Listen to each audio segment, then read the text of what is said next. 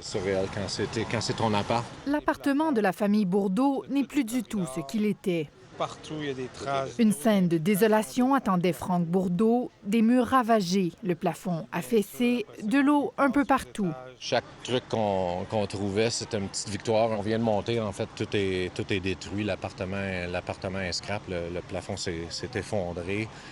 Mais on a réussi à sortir quand même des trucs de notre appartement qui sont surpris. On est un peu surpris.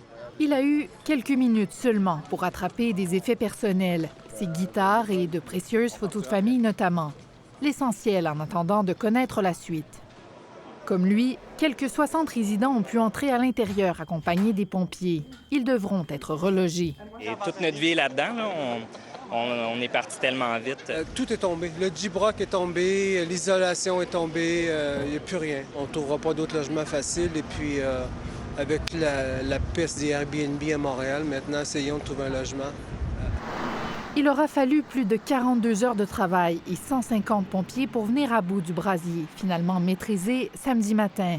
Un travail colossal pour tenter de sauver l'immeuble patrimonial qui abritait aussi une importante salle de spectacle. C'est une scène tellement importante pour les jeunes.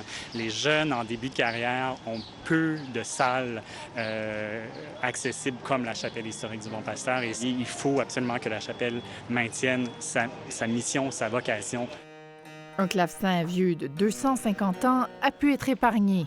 Heureusement, il était bien protégé. En fait, on a eu la chance jeudi. Le clavecin n'était pas sur la scène principale de la chapelle. Il était dans une salle derrière. Plus de 48 heures après l'incendie, les questions demeurent encore nombreuses. Que s'est-il passé? L'enquête pour faire la lumière sur les événements doit débuter lundi. Ici Kim Vermette, Radio-Canada, Montréal.